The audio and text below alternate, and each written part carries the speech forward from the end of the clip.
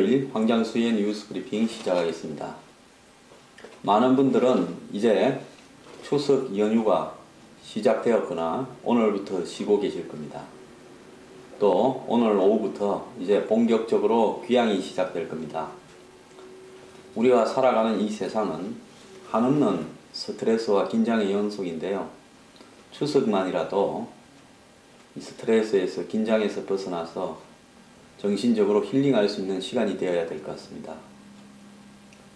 자, 오늘 뉴스 브리핑 첫째 주제는 박근혜 대통령이 9월 25일부터 9월 28일 사이에 미국 뉴욕의 유엔을 방문해서 유엔 총회와 또 유엔의 개발정상회의 등 각 부속회의에 참석하면서 세 차례 연설도 합니다.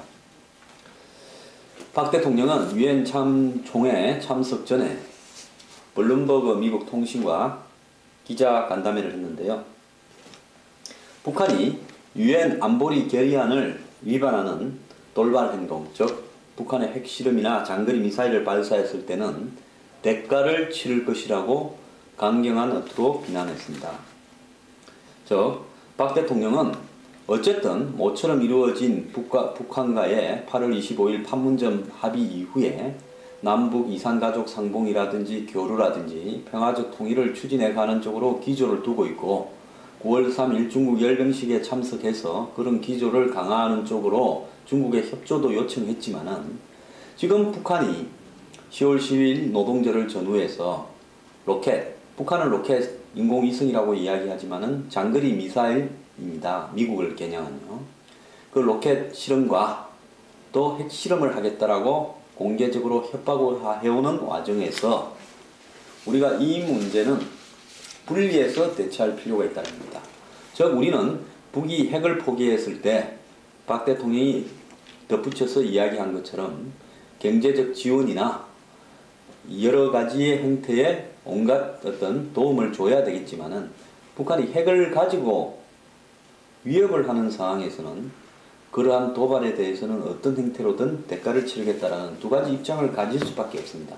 자, 그런데 한국의 야권이나 진보 좌파 진영에서는 박 대통령의 유엔 외교 또 유엔 총회 연설 등이 북한을 자극하지 않을까라는 부분에 대해서 굉장히 우려를 제기하고 있습니다.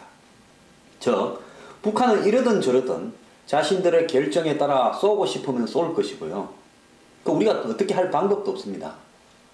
그런데 만약에 북한이 쏘게 되면 박 대통령이 유엔 총회에 가서 북한을 자극하는 연설을 해서 그렇다. 또 내지는 박 대통령이 이런 블룸버그 통신과 같은 인터뷰를 해서 그렇다라고 이야기를 하겠죠. 자, 박 대통령 이미 북한이 쏘면 확실한 대가를 치를 거라고 블룸버그 통신과 인터뷰를 했습니다. 대통령의 인터뷰는 미국에 있는 주요한 언론과 대통령이 인터뷰를 하면서 확실한 대가를 치를 것이라고 인터뷰를 한 부분은 박 대통령이나 한국의 청와대도 다 알고 있습니다. 북한이 장거리 미사일을 발사한 이후에 한국 정부가 북한과 무언가 예를 들어서 이산가족 상봉을 지속하고 더 나아가서 오이사 조치를 해제하거나 북한의 금강산 관광을 갖다가 허용한다든지 이런 부분들을 해가는 것이 사실상 어렵다라는 것을 한국 정부도 알고 있습니다. 북한이 쏘는 순간에요. 미국은 세컨더리 보이콧, 즉 2차적 강경 제재에 나서서 북한과 거래하는 외국의 모든 은행과 미국 은행들이 거래하지 않는다. 북한과 경제적 거래를 하는 모든 회사와는 미국 회사와 거래하지 못한다. 라는 그런 제재 단계를 수위를 높여서 발표를 할 겁니다. 자, 이렇게 되었을 때 솔직히 말하면 한국의 개성공단도 미국은 굉장히 지금 못마땅하게 생각하고 있습니다. 개성공단에서 북한이 벌어들이는 돈이 1년에 9천억 이상은 될 것이고 결국 그런 부분들이 북한의 주머니에 들어간다는 겁니다. 솔직히 말하면 저도 전면으로 북한이 핵을 포기하고 남북 간의 교류를 하면서 평화적 통일 노선에 나서지 않는 이상 개성공단 같은 형태로 북한에 돈을 퍼주는 형태, 북한은 그걸 보고요 저 임금으로 우리가 한국을 돕고 있다고 큰소리치고 있습니다. 그러면서 작년에 5월에 봤듯이 폐쇄도 저거 마음대로 하려고 합니다. 필요하면요. 이런 상황에서 개성공단의 경제적인 가치는 상업적으로는 저는 없다고 보고 있습니다. 물론 거기에서 돈을 좀 버는 회사가 있을지 모르겠는데요. 그건 그 회사의 특수한 문제고, 개성공단을 짓는 데 들어간 각종 비용 부담이나 전기, 물 이런 부분을 인프라를 공급하는 비용까지 생각하면 그것은 한국 정부에서 남북 교류 기금으로 투자를 깔았기 때문에 개성공단이 굴러가는 겁니다. 자, 이런 상황에서 박 대통령은 북한에 대해서 분명한 경고를 했고, 유엔에 가서는 뭐 이런 어떤 북한을 자극하는 말보다는 북한이 도발 그 다음에 폭력보다는 평화 노선에 나서서 핵을 폐기하라고 설득하는 방법으로 연설을 할 것으로 보입니다. 자, 이번에 박 대통령의 유엔 방문에서 박 대통령이 아무리 북한을 달래고 얼르고 좋은 말을 하고 온다 하더라도 북한이 핵실험을 하거나 장거리 미사일을 하겠다고 작정하고 있으면 그 발언은 아무런 의미가 없이 할 겁니다. 북한이 10월 20일 이후에 이산가족 상봉을 하겠다는 것은 우리가 이런 장거리 미사일 발사나 핵실험을 하고 난 이후에 그때 되는 상황을 보고 되면 하고 안 되면 말고라는 식으로 사실상 비중을 싣지 않은 행동을 했다고 볼 수 있는 겁니다.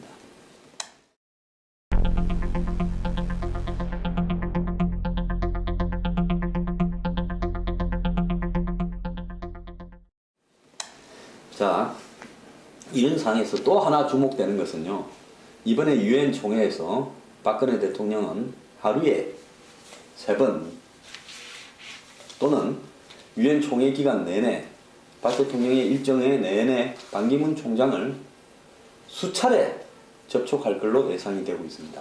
그런 어떤 반기문 총장과의 접촉 내용 중에는 실제로 박 대통령과 반기문 총장이 한국의 차기 대선 구도에 대해서 구체적인 이야기를 나눌 가능성도 있다 라고 하는 이야기도 나오고 있습니다.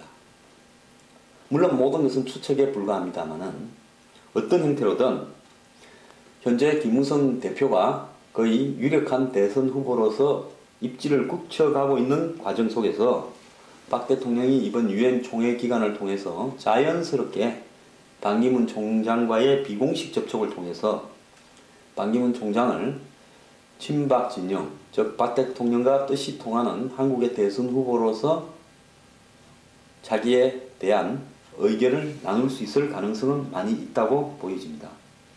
여권의 한 핵심 관계자라는 사람은 24일 문화일보와의 통화에서 민주정당에서 대선의 문은 누구에게나 열려 있다면서 국민들의 신뢰를 받는 반 총장이 새누리당의 후보가 되지 말라는 법은 없다라고 이야기했습니다. 자, 이 핵심 관계자는 물론 친박의 핵심 관계자겠죠. 실제 최근 여론조사에서 가장 신뢰하는 정치인에서 반기문 사무총장이 27.6%를 받아서 1위, 이 김무성 대표는 그 절반쯤 되는 13.7%, 박원순 13.3%, 문재인 8.2%를 받았다고 합니다. 자, 새누리당 안에서는 친이 비박 진영에서는 반기문 유엔 사무총장이 유병헌, 성완종 이 두 사태를 거치면서 이름이 거론된 부분이 있기 때문에 이미 유엔 총장으로서 자기 한국의 대선 후보로 도전하는데 힘이 많이 빠졌다, 이렇게 과소평가하고 있고요. 친박 진영에서는 여전히 그래도 반기문 사무총장이 본격적으로 나오겠다라고 유엔 사무총장의 임기를 2016년 말입니다. 마치고 17년 한국의 대선에 나서는 순간에 폭발적인 지지를 받게 될 것이다 라고 보고 있습니다. 이상돈 중앙대 교수는 어제 라디오에 나왔어요. 박 대통령이 반 총장을 염두에 두는 거 아닌가 생각한다. 두 사람 사이에는 상당한 교감이 있을 거를 본다고도 이야기했습니다. 자, 비박 진영은 이를 견제하기 위해서 박 대통령이 반기문 총장을 민다거나 출마를 권유하거나 후계자로 암시한다는 것이 상상이 안 되는 이상한 일이다 라고 평가서를 하고 있습니다.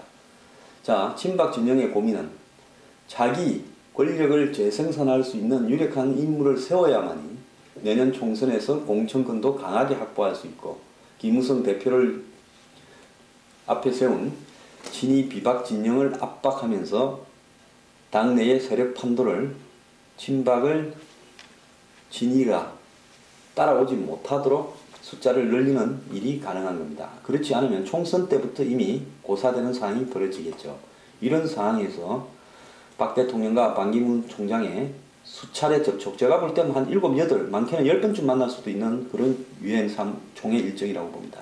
이 일정에서 두 사람이 심도 있는 이야기를 나누지 않는다면 오히려 그것이 정치적으로 감각이 없는 게 아닌가 이렇게 생각합니다. 자, 한편요. 또 이 약방의 감초들이 나서기 시작했습니다. 작년에 박 대통령이 유엔을 방문했을 때 지난해 9월이죠. 그야말로 입에 담지 못할 욕을 들고 피켓을 들고 뉴욕 거리에서 미국 곳곳에서 이 데모를 한 사람들이 있었습니다. 이 종북 반한 단체들이 미국에 너무 많습니다. 겉으로는 마치 여성들을 위한 인터넷 모임 같은 미시 USA, 또 지난번에 신은미시 같이 평범한 교포인 척하면서 그 뒤에 깊숙한 맥락은 미국에 사는 그야말로 북한의 공자본화되어 있는 인물들에 의해서 통제를 받는 이런 단체들이 엄청나게 늘어났습니다. 이 사람들에게 아마 북한은 이번에 박근혜 대통령의 유엔 총회 활동을 위축시키고 폄하시키기 위해서 작년보다 더 심한 형태의 이 반박근혜 시, 즉 반한 시도 아닙니다. 반박근혜 시에 돌입하라고 지령을 내렸을 겁니다. 정부 소식 등도 대통령 경호에 비상이 걸렸다. 아마 대통령이 지나가는데 계란도 던질지 모릅니다. 자, 그래서 때에 맞춰서 미국의 친북 종북 단체들이 박근혜 대통령의 유엔 일정에 맞추어서 유엔 본부와 뉴욕에 있는 우리 총영사관 부근에서 가짜 대통령 박근혜 퇴진 구호를 외친다고 이미 발표를 했습니다. 이 시위에는 딱 족보들입니다. 뉴욕 시국회의, 재미동포 전국연합회, 미시 USA 전부 다 종북 단체들입니다. 다 합류할 걸로 보이고요. 국내에서 이적단체 혐의로 수사가 되자 미국으로 도주했던 이상준 코리아연대 대표도 참석할 걸로 알려지고 있습니다. 자, 작년에도요.